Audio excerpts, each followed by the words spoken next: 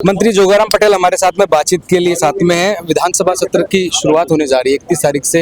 आज सर्वदलीय विधायकों की बैठक हुई, मुख्यमंत्री भी शामिल हुए। सर, किस तरह का बजट रहने वाला है और कितनी उम्मीदें हैं जनता को, पूरे उसमें कितना खरा उतरा जाएगा? देखिए, आज बहुत ही सद्भावना से सौहार्द वातावरण में सर्वदलीय बैठक हुई।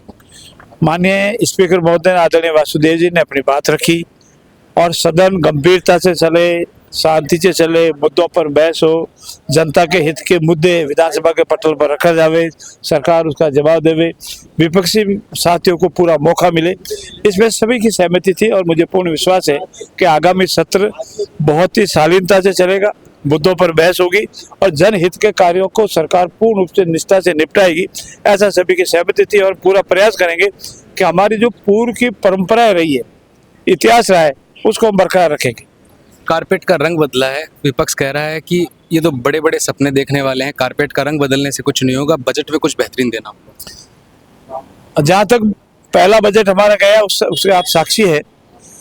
विधानसभा के पटल पर इतिहास में जब कांग्रेस के माननीय सदस्य ही उसकी भूरी भूरी प्रशंसा करे तो उस बजट को गलत तो नहीं कहा जा सकता। ऐतिहासिक बजट था, ऐतिहासिक बजट रहा है, उसकी क्रियान्वित ऐतिहासिक रूप में हुई है और अनेक मुद्दे, राइजिंग राजस्थान है, ERCP का मुद्दा है, यमुना जल समझौता है, जवाई बांध पुनर्भरण का विषय है, काश्तकारों के लिए मुख्यमंत्री किसान सम्मान निधि है, समर्थन मूल्य बढ़ाना है, खाद बीज की व्यवस्था है, बेरोजगारों के लिए रोजगार की व्यवस्था है। जितने गिनाऊ ऐतिहासिक काम इस सरकार ने किए और ये कार्य जो आवश्यकता है वो निरंतर जारी रहेगी। सर, जिस ERCP की बात हो रही है, टीकाराम जूली जी ने भी थोड़ी देर पहले कहा कि जिन बांधों का भी लोकार्पण किया गया प्रधानमंत्री द्वारा, वो बांध ही हमारे द्वारा बनाए गए।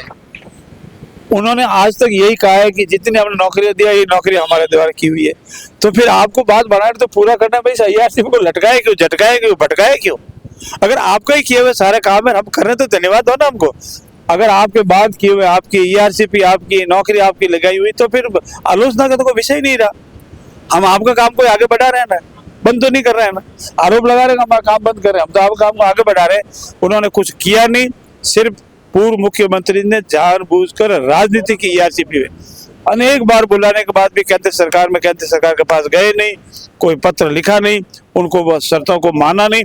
और आज देखिए, हम धन्यवाद देते हैं यशस्वी प्रधानमंत्री जी को। 70,000 करोड़ रुपए हम राजस्थान और मध्य प्रदेश को दिए, उसको वो दिखता ही नहीं है। जिनके जहन में आलोचना ही है, वो समालोचना कभी नहीं कर पाएंगे। धन्यवाद। जोगाराम पटेल जी हमारे साथ में थे और देखा कि जिनके जहन में ही केवल आलोचना है, वो तारीफ नहीं कर सकते हैं। और बजट सत्र भी 31 तारीख से शुरुआत हो रहा है, जिसको लेकर जनता को उम्मीदें हैं। और भारतीय जनता पार्टी ने पहले के बजट का भी जिक्र किया कि पहले हमने तमाम योजनाएं दी हैं और तमाम जनता को राहत दी है, आगे भी वैसा ही काम करेंगे।